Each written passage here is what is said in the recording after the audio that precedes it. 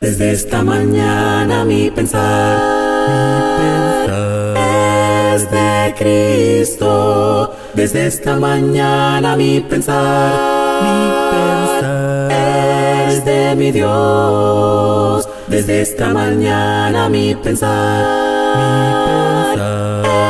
es de Cristo. Aleluya, aleluya, aleluya. Condena no hay si mi pensar es de Cristo. Condena no hay si mi pensar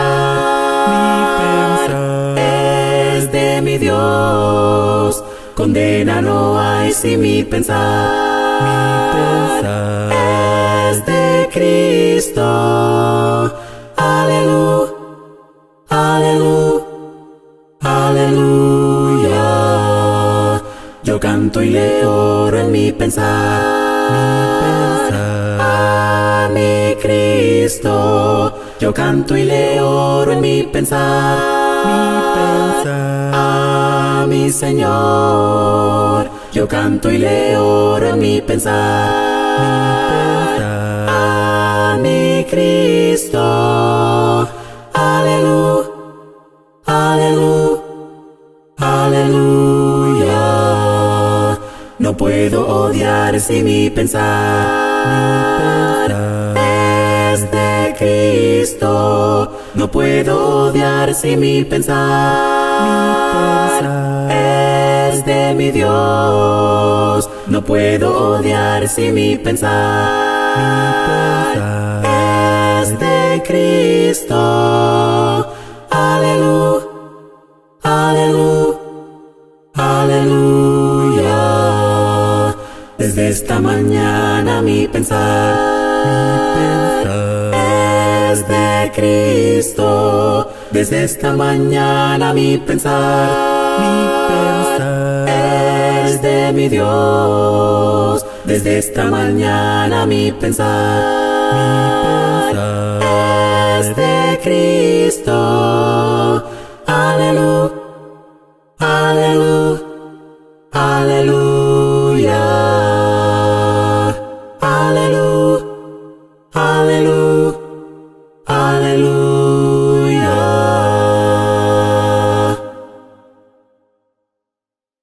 Bienvenidos a la adoración proveído por las Iglesias de Cristo en Oklahoma. El día de hoy tenemos una excelente exposición de la palabra de nuestro Señor. Vamos a empezar con una lectura en este día, ¿qué les parece? Y luego después continuamos con los cantos y después la predicación. Recuerden, si tienen la oportunidad de participar junto con nosotros en la Santa Cena, estar atentos para eso al final del programa. Vamos a empezar con esta Primera de Corintios, capítulo 12, versículos 12 y 13.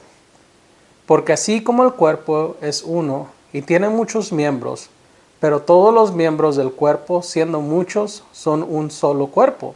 Así también Cristo, porque por un solo espíritu fuimos todos bautizados en un cuerpo, sean judíos o griegos, sean esclavos o libres, y a todos se nos dio a beber de un mismo espíritu. Oremos. Padre amado, tú eres el que moras en las alturas de los cielos y también en nuestros corazones. Venimos ante ti, Señor, porque queremos ofrecerte a ti nuestras oraciones, nuestro canto, Señor, y que sea tu palabra la que siga transformando nuestros corazones en nuestro diario vivir. Señor, te pido que cualquier persona que está viendo este programa se beneficie, Señor, de tus ricas bendiciones y que tenga, Señor, la seguridad de que tú eres Dios y estás en control de este universo. Gracias, Padre, por permitirnos reunirnos de esta manera, y es en el nombre de Jesús que damos gracias por estas cosas, Señor. Amén.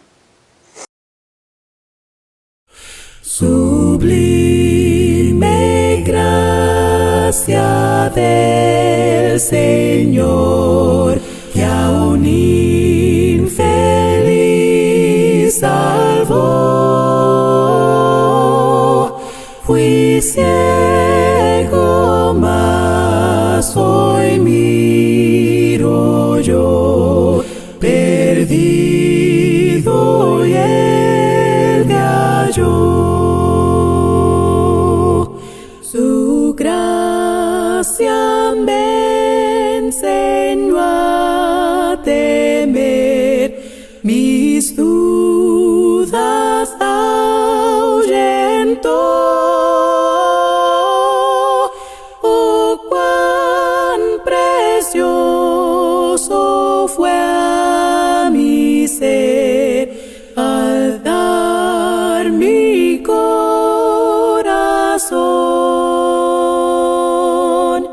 en los peligros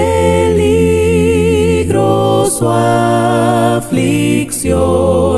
que yo he tenido aquí.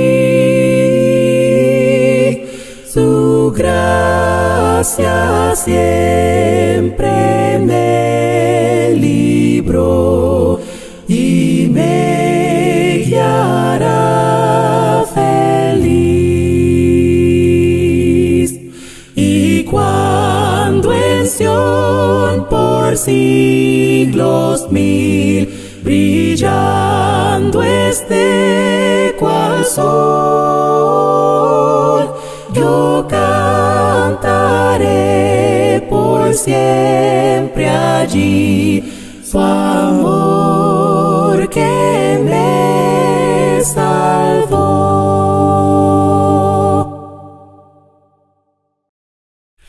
Canten del amor de Cristo, ensalzad al Redentor, tributadle santos todos grande gloria y loor. Cuando estemos en gloria, en presencia de nuestro Redentor, a una voz la historia diremos del gran vencedor. Adelante en la lucha, oh soldados de la fe, nuestro el triunfo, oh, escucha los clamores, viva el Rey. Cuando estemos en gloria, en presencia de nuestro Redentor, a una voz la historia diremos del gran vencedor. La victoria es segura a las huestes del Señor. Oh, pelead con la mirada puesta en nuestro protector. Cuando estemos en gloria, en presencia de nuestro Redentor, a una voz la historia diremos del gran vencedor. Cuando estemos en gloria, en presencia de nuestro Redentor, a una voz la historia diremos del gran vencedor. Buen día tengan todos ustedes. En esta mañana veremos una narración que nos hace el apóstol Juan en el evangelio que lleva su nombre. Esta historia está contenida en un simple hecho de una situación que sucedió en ese momento cuando estaba nuestro Señor Jesús. Y este hecho, por la simple razón de que está en las Biblias, por esa simple razón la vamos a considerar como una historia verdadera. Y es una enseñanza donde se nos muestra el carácter de nuestro Señor Jesucristo. La historia es muy particular, como vamos a comprobarlo, y es narrada de la siguiente forma. Inicia esta narración desde las primeras horas de la mañana, mostrándonos al maestro enseñando en el templo. Juan capítulo 8, verso 2. Y por la mañana volvió al templo, y todo el pueblo vino a él, y sentado él les enseñaba. En este primer verso se nos enseñan dos cosas. La primera es que nuestro Señor Jesús desde temprano trabajaba en los negocios de nuestro Padre Celestial. Así nos lo dice Lucas capítulo 2, 49. Y el segundo punto que vemos aquí en este primer verso es de que la gente venía a él. Las personas tenían hambre y sed de escuchar al maestro desde muy temprano. La enseñanza fue interrumpida por un asunto que traían los escribas y los fariseos. Vamos a leer Juan capítulo 8, verso 3 al 5.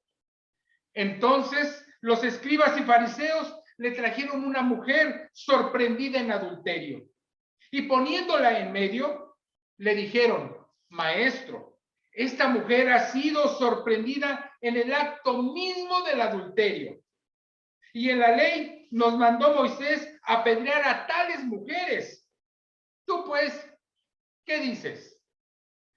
Estos líderes religiosos, es decir, los escribas y los fariseos, no les interesaba realmente mantener la pureza del pueblo. No les interesaba aplicar la ley para quitar el pecado de en medio de ellos. Tampoco les interesaba en forma particular el adulterio de esta mujer. Estos líderes malvados sabían perfectamente que estaban haciendo algo indebido. En primera, no se podía juzgar una infracción de la ley de esta forma. En segunda, faltaba la persona con la que la mujer había cometido adulterio, lo que nos lleva a preguntar: ¿dónde está el hombre adúltero? Y además, ellos no tenían la libertad para dar muerte a nadie que ellos habían juzgado. Eso lo tenían prohibido, ya que estaban bajo el dominio romano. Juan capítulo 18, verso 31. Entonces les dijo Pilato: tomadle vosotros y juzgadle según vuestra ley. Y los judíos le dijeron: a vosotros no nos está permitido dar muerte a nadie. Esto era en referencia al juicio que estaban haciendo sobre nuestro Señor Jesucristo. Pero ellos dijeron claramente: a vosotros no nos está permitido dar muerte a nadie. Asimismo vemos el maltrato que ejercieron estos estudiosos y disque guardianes de la ley al humillar a esta mujer, evidenciándola y poniéndola en medio para mostrar su pecado ante todo el público que se había reunido ahí. ¡Qué crueldad! ¡Qué encuentro tan más humillante de esta mujer con Jesús! Tengamos cuidado de no caer en estas prácticas de crueldad. La razón principal por la que estos líderes actuaron de esta forma fue por un verdadero motivo que les impulsaba a hacer esto, a ser tan crueles. Y ese motivo lo vemos aquí mismo en Juan capítulo 8, en la primera parte del verso 6, que dice así: mas esto decían tentándole para poderle acusar. Esta es la verdadera razón de su actuar, una práctica perversa que habían asumido estos líderes religiosos en contra de nuestro Señor Jesús. Esto nos muestra claramente que lo único que querían ellos, lo único que querían estos líderes religiosos era fabricar una acusación en contra de Jesús. Y no era la primera vez que hacían esto, Recordemos algunos pasajes en donde muestran esa misma actitud de perversidad. Recordemos cuando los fariseos le habían puesto una trampa similar cuando le preguntaron acerca del divorcio. Eso nos está narrado ahí en Marcos 10, verso 2 al 9. Y también otro asunto que nos es narrado es en otra ocasión cuando los fariseos y los herodianos trataron de ponerle trampa con la pregunta sobre dar el tributo a César. Eso nos es narrado en Marcos capítulo 12, verso 13 al 17. En otra ocasión más, cuando los saduceos intentaron lo mismo y bajo esa misma perversidad, en el relato de la mujer que había tenido 7 maridos. Eso nos es narrado en el capítulo 12 de Marcos, verso 18 al 27. Nuestro Señor Jesús conocía qué clase de corazón tenían estos grupos religiosos y cuáles eran sus verdaderas intenciones. Como enseñanza para nosotros, como hijos de Dios, debemos siempre permanecer alertas y estar conscientes de lo que algunas personas nos preguntan, ya que muchas de esas personas quieren escuchar algo muy específico para su situación y que les evitemos estudiar la palabra de Dios. Otros quieren comparar opiniones o doctrinas solo por curiosidad y no para querer aprender de la palabra de Dios. Y otros más solo quieren hacer preguntas para probarnos, para ver si realmente sabemos. O en algunos casos, para justificar su vida pecaminosa.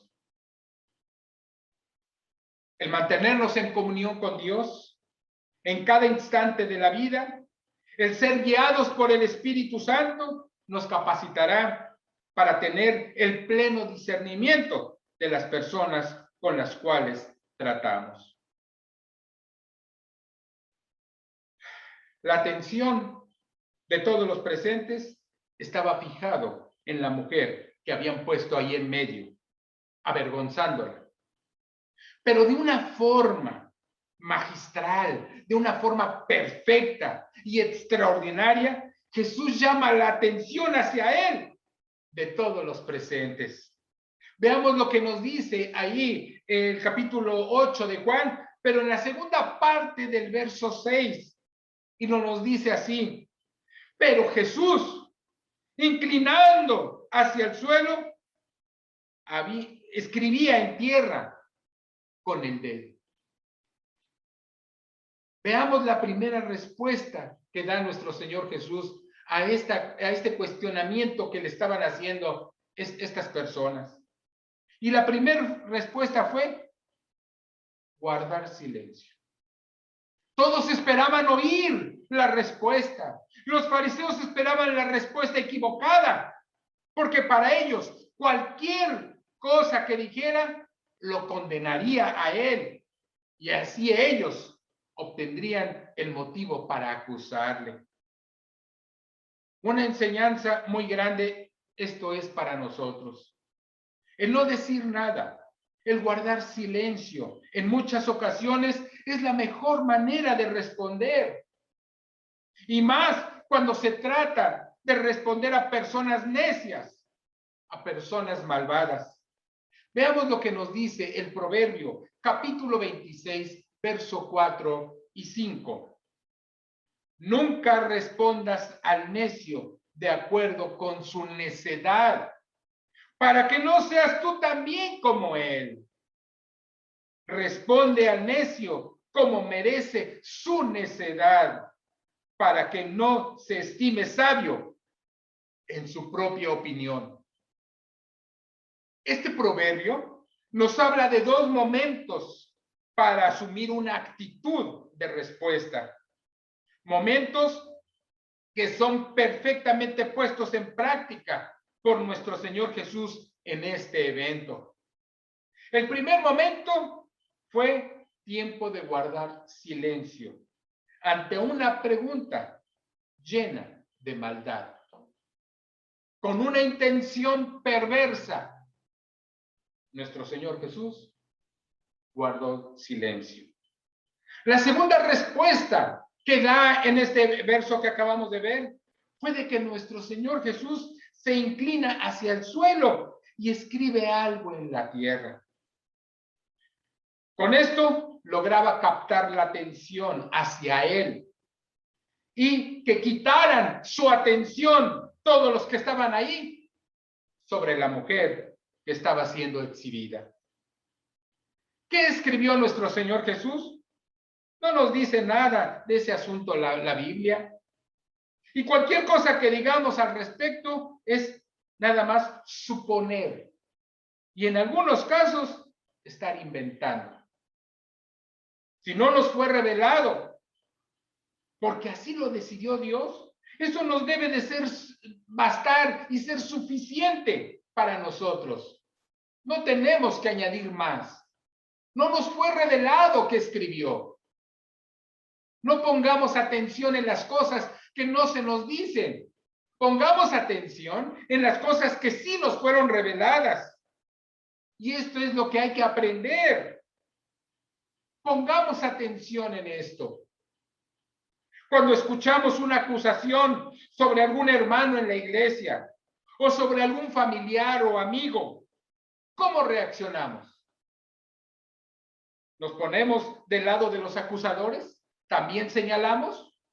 ¿O defendemos una causa que no conocemos, que no nos consta? ¿Cuál es la actitud que tomamos nosotros? No es sabio tomar partido en alguna acusación que no nos conste totalmente. Y no emitamos un juicio a favor o en contra del acusado. Cuando nos encontremos en una situación parecida a este relato, recordemos que inicialmente podemos dar dos respuestas. Una, guardar silencio. Y la otra, quitar la atención de los presentes que tienen hacia la persona que se está acusando. Jesús conocía el corazón de estos líderes y se adelanta a una tercera pregunta, a un cuestionamiento que les puedan hacer estos líderes. Y da una tercera respuesta nuestro Señor Jesús. Juan capítulo 8, versos 7 a 9. Y como insistieran en preguntarle, se enderezó y les dijo: el que de vosotros esté sin pecado, sea el primero en arrojar la piedra contra ella. E inclinándose de nuevo hacia el suelo, siguió escribiendo en tierra. Pero ellos, al oír esto, acusados por su conciencia, salían uno a uno, comenzando desde los más viejos hasta los postreros, y quedando solo Jesús y la mujer que estaba en medio. Después de estas palabras tan profundas que nuestro Señor Jesús dijo, y que penetraron hasta lo más profundo de la conciencia de estos escribas y fariseos, se generó un silencio muy incómodo para todos los que estaban ahí.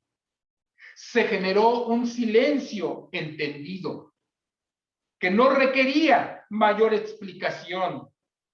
Las palabras fueron claras, sin lugar a duda. ¿Qué encuentro estaba teniendo este grupo de escribas y fariseos con el maestro? ¿Qué encuentro tan más humillante estaban teniendo con el Hijo de Dios estos líderes? Este era el segundo momento del que nos habla el Proverbio 26, 4 y 5. El que de vosotros esté sin pecado, sea el primero en arrojar la piedra contra ella. Los que habían acusado y juzgado, ahora estaban siendo confrontados con su propio pecado. Lo que sí debemos recordar de este grupo de escribas, lo que sí debemos reconocer de estos escribas y fariseos es que fueron honestos.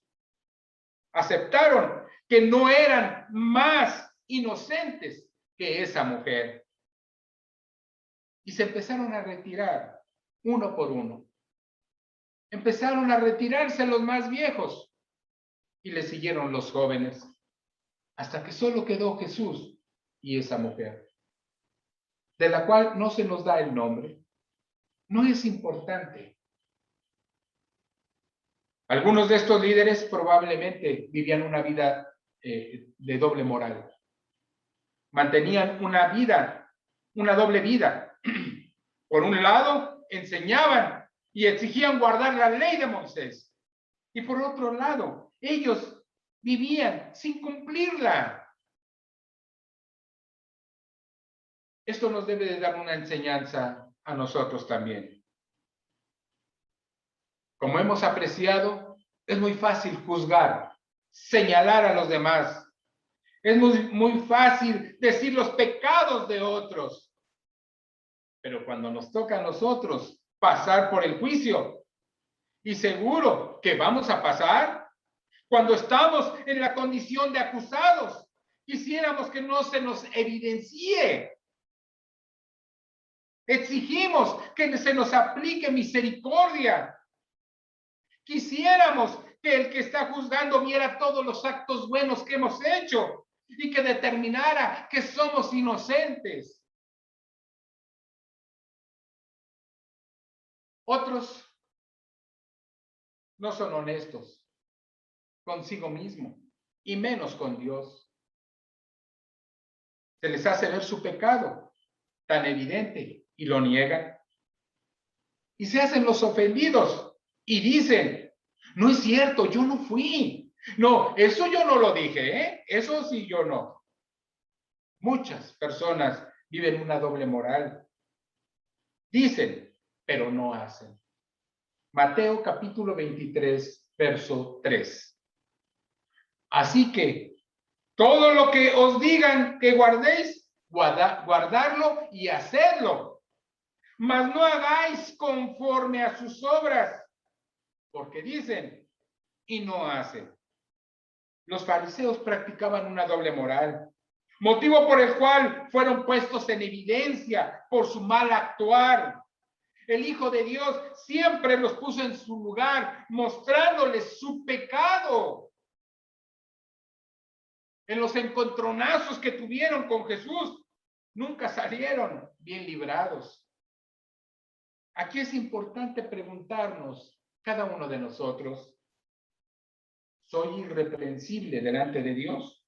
¿Estoy caminando en santidad como hijo de Dios? Porque a eso hemos sido llamados. Primera carta a los Tesalonicenses, capítulo 3, verso 13. Para que sean afirmados vuestros corazones, irreprensibles en santidad delante de Dios, nuestro Padre, en la venida de nuestro Señor Jesucristo, con todos sus santos.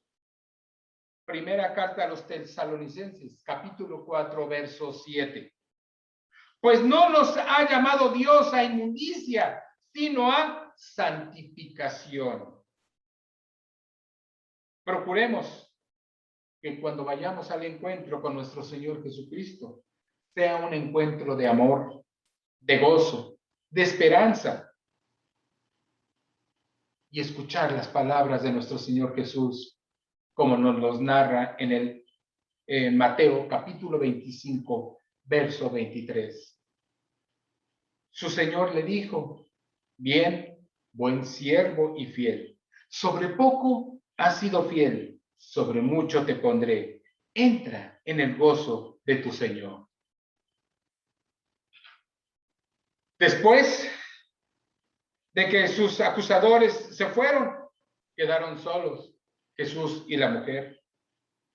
Hasta ese momento, Jesús se dirige a la mujer. Hasta ese momento, Jesús le habla a la mujer. Juan capítulo 8, versos 10 y 11. Enderezándose Jesús y no viendo a nadie, sino a la mujer, le dijo, mujer, ¿dónde están los que te acusaban? ¿Ninguno te condenó? Ella dijo, ninguno, Señor. Entonces Jesús le dijo, ni yo te condeno, vete y no peques más. Jesús la trata con respeto y firmeza y le pregunta, mujer, ¿dónde están tus acusadores? ¿Quién te condenó? Ninguno. Ella solamente dijo estas dos palabras y es todo lo que habló la mujer en todo este relato. Ninguno, Señor. Dos palabras solamente dijo. Estas palabras no mostraron que ella le conocía a Jesús. Estas palabras no demostraban que ella había oído del Mesías. No muestran que sabía que era el Hijo de Dios, Jesús. Simplemente es una respuesta sin esperar nada. Ella no esperaba nada. Sin cuestionar su culpabilidad o inocencia, Jesús simplemente le dijo: ni yo te condeno. Cabe destacar que Jesús no juzgó su conducta. Por lo tanto, él no ejerció el papel de juez en ese momento, motivo por el cual él no la condenó y solo le dijo: vete y no peques más. Esta mujer no deseaba más de Jesús. Tampoco mostró una actitud de arrepentimiento. Lo más probable es que ella ni siquiera entendió lo que le estaba diciendo. Lo que ella quería era irse después de esa gran humillación que sufrió por parte de los escribas y los fariseos, de que la pusieron ahí en medio.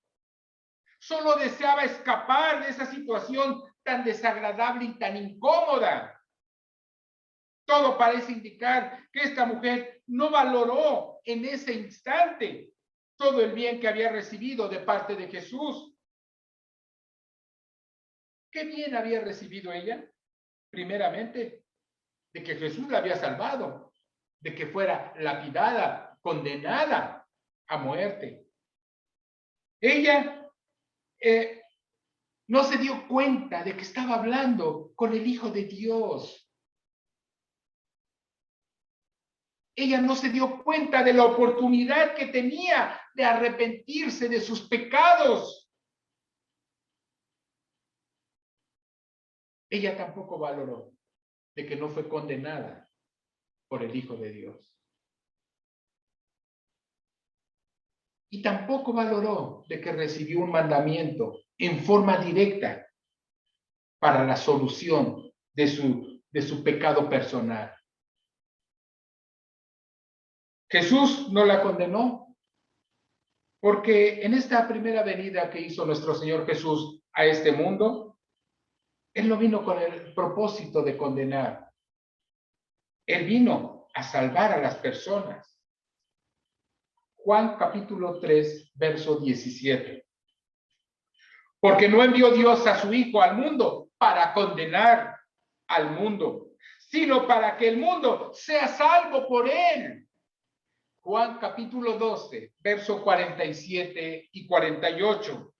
Al que oye mis palabras y no las guarda, yo no le juzgo, porque no he venido a juzgar al mundo, sino a salvar al mundo. El que me rechaza y no recibe mis palabras, tiene quien le juzgue. La palabra que he hablado, ella le juzgará en el día postrero. Jesús mostró misericordia y le llamó, la invitó a que corrigiera su conducta, su forma de vida. Jesús también le demostró amor y compasión a esta mujer pecadora. En el encuentro de esta mujer con Jesús, en una situación tan incómoda, se le estaba dando la oportunidad de ser perdonada y salvada por el Hijo de Dios. Y aquí nos tenemos que hacer nosotros otra pregunta más. ¿Cómo queremos ser tratados? Tanto por nuestro prójimo y principalmente por Dios. ¿Cómo queremos ser tratados?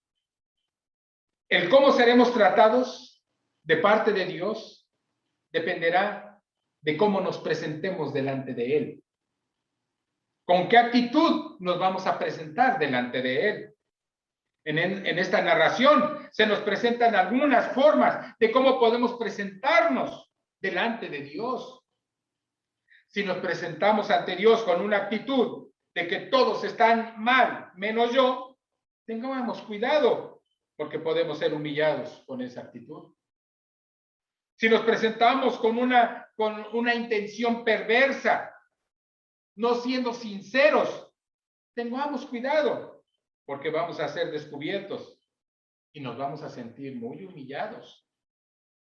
Si nos presentamos con una actitud indiferente y solo lo que deseamos es irnos de ese lugar o de la presencia de Dios, así es como nos iremos, vacíos, sin recibir ningún beneficio de parte de Dios para nuestras vidas.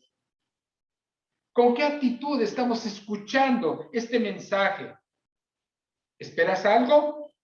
¿O ya quieres que se acabe? Dependiendo de esta actitud, vamos a ser tratados con Dios. ¿Queremos ser tratados con dignidad? Presentémonos con un corazón humilde delante de nuestro Señor y Dios. ¿Queremos ser tratados con compasión? Tengamos compasión de nuestro prójimo. ¿Queremos ser tratados con franqueza de parte de Dios? Presentémonos con una actitud sincera. ¿Queremos recibir la gracia de Dios para nuestras vidas, que son pecaminosas? Presentémonos con un corazón arrepentido, pidiendo misericordia, porque hemos pecado contra Él. ¿Queremos recibir esperanza? Pidamos ser bautizados y mantengámonos firmes en el Evangelio de Cristo Jesús hasta la muerte. El llamado ha sido hecho para todo aquel que escucha este mensaje. Elijamos cada uno de nosotros cómo queremos ser tratados por Dios. En tanto que estamos en vida todavía y en tanto que nuestro Señor Jesús aún no se aparece por segunda ocasión en este mundo. Porque la segunda vez que venga, va a venir como juez. Segunda carta a los Tesalonicenses, capítulo 1, versos 7 al 10. Y a vosotros que sois atribulados, daros reposo con nosotros, cuando se manifieste el Señor Jesús desde el cielo, con los ángeles de su poder, en llama de fuego, para dar retribución a los que no conocieron a Dios ni obedecen al Evangelio de nuestro Señor Jesucristo, los cuales sufrirán pena de eterna perdición, excluidos de la presencia del Señor y de la gloria de su poder, cuando venga en aquel día para ser glorificado por sus santos y ser admirado en todos los que creyeron, por cuanto nuestro testimonio ha sido creído entre vosotros.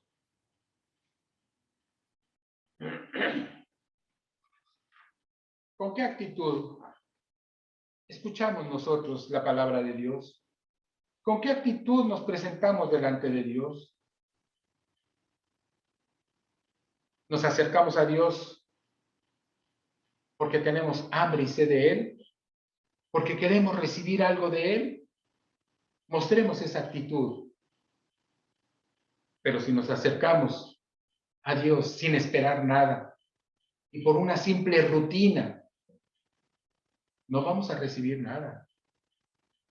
Consideremos cuál ha sido nuestra actitud y cuál debe de ser nuestra actitud delante de Dios.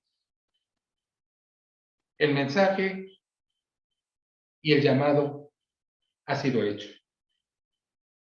Todo depende de cada uno de nosotros, de la respuesta que queramos dar a la palabra que Dios nos ha dejado.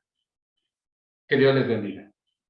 Si mi Dios no estuviera de mi favor,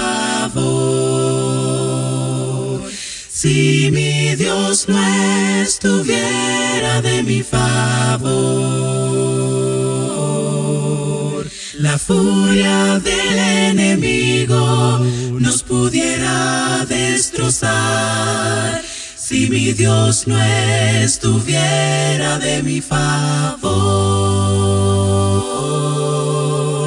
Bendecido Dios por siempre estar ahí. Bendecido Dios por su amor por mí. Del enemigo ya me libertó. Mi esperanza está en el Señor. Bendecido Dios. Si mi Dios no estuviera de mi favor, si mi Dios no estuviera de mi favor, hubiera caos y tormenta, no hubiera vida ya. Si mi Dios no estuviera de mi favor. Bendecido Dios por siempre estar ahí. Bendecido Dios por su amor por mí. Del enemigo ya me libertó. Mi esperanza está en el Señor. Bendecido Dios por siempre estar ahí. Bendecido Dios por su amor por mí. Del enemigo ya me libertó.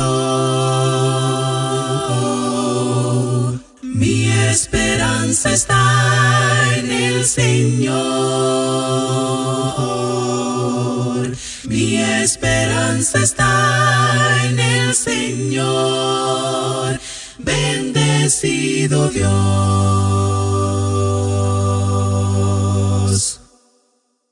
Bueno, hemos llegado a un momento que es el momento de poder participar de lo que es la Santa Cena. Cristo dijo, nos instituyó que lo hiciéramos en memoria de Él. Muchas veces, a veces lo tomamos como una manera de luto, o sea, como si fuera un momento triste porque recordamos que Él fue tratado mal, que fue crucificado, fue insultado, pero al momento de decirlo, esto no había sucedido. Pero lo que sí había sucedido era el hecho de que Él había demostrado su ejemplo. Él había instruido a nuevos líderes con el ejemplo de Él. Entonces hay mucho de qué alegrarnos porque Cristo hizo bastante por nosotros, aún antes de poder haber entregado su vida por nosotros. Entonces en ese momento quiero que te pongas a pensar en todo lo que Él hizo, en el ejemplo de su vida, al momento de tomar este pan y este jugo. El pan representa el cuerpo y el jugo representa la sangre. Entonces es un nuevo pacto que Él ha establecido, pero no siempre tenemos que tomarlo, como le digo, en una manera triste, sino que podemos estar felices por todo lo que Él hizo, porque fue algo por nosotros, porque Él nos amó. Entonces vamos a orar por el pan. Bendito Padre, le damos gracias por esta oportunidad que usted nos da a sus hijos a nivel mundial de poder participar de este nuevo pacto. Lo hacemos, Padre, recordando lo que usted ha hecho y le damos gracias por todo, el sacrificio, el esfuerzo y todo lo demás, Padre. Usted nos ha dado mucho que pensar, en qué meditar, y le pedimos que nosotros podamos poder seguir ese ejemplo y anhelar ver cómo usted nos puede tratar en algún día así en persona. Padre, le pedimos que todos lo podamos participar de este nuevo mandamiento, de este pan, de una manera digna. Y le pedimos todo esto en nombre de Jesucristo. Amén. Oremos por el jugo. Bendito Padre, le damos gracias.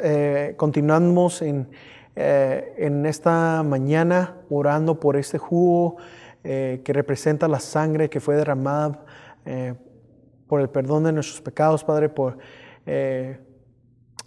cada uno de nosotros. Gracias, Padre. Es esa sangre que nos limpia. Ayúdenos a siempre recordar ese sacrificio y a apreciar lo que ese sacrificio significa, que nos abre las oportunidades de tener ahora una familia tan grande que nos une con muchos otros, al cual ellos pasan por cosas iguales que nosotros. Y entonces, gracias por dejarnos compartir y ser parte de una familia tan grande y tan maravillosa, Padre. Le pedimos todo esto en nombre de Jesucristo. Amén. Ustedes saben que este grupo está establecido por diferentes congregaciones, pero una de las cosas que queremos orar en este momento es por la ofrenda. Les aconsejamos y les motivamos que den a sus ministerios locales, pero queremos agradecerles a Dios porque muchos damos con un corazón alegres, entonces con el propósito de expandir el evangelio y continuar haciendo, porque sabemos que Dios no necesita de nuestro dinero, pero sabemos que se toma dinero para poder continuar a hacer los ministerios, y muchos de nosotros hacemos diferentes cosas que ocupan, y con el simple hecho de tener un edificio sabemos que hay costos. Entonces sabemos que todos nos beneficiamos. Entonces hay que orar por lo que hemos de dar, entonces, o lo que se ha dado, y que Dios lo pueda bendecir grandemente. Vamos a orar. Bendito Padre, usted nos ha dado un corazón tan grande y nos ha dado en nuestras mentes y en nuestros corazones, nos ha propuesto algo que queremos dar, y queremos, Padre, que usted lo bendiga. Gracias por bendecirnos. Sabemos de lo que damos es algo pequeño de lo mucho que usted nos da, y le pedimos que usted nos ayude a ser buenos administradores, Padre. Y también al momento de dar, Padre, usted sea con cada congregación, cada ministerio al cual nosotros damos, que ellos puedan ser buenos administradores y puedan hacer lo que es necesario para expandir su evangelio, cubrir las necesidades de las iglesias o cualquier cosa, pero usted ayúdelos a ser un buen trabajador, a ser buenos administradores, Padre. Gracias por todo lo que usted ha hecho, gracias por lo que usted nos ha bendecido, y le pedimos que nos ayude a poder nosotros tener un corazón dadivoso, Padre, y poderle siempre agradar con las ofrendas que nosotros le demos, Padre. Gracias por esta oportunidad. Todos lo pedimos en nombre de Jesucristo. Amén.